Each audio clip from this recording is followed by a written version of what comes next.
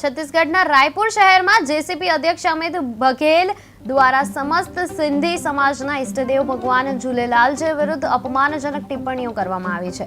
आ टिप्पणीओ अने सिंधी समाज पर आधार विहोण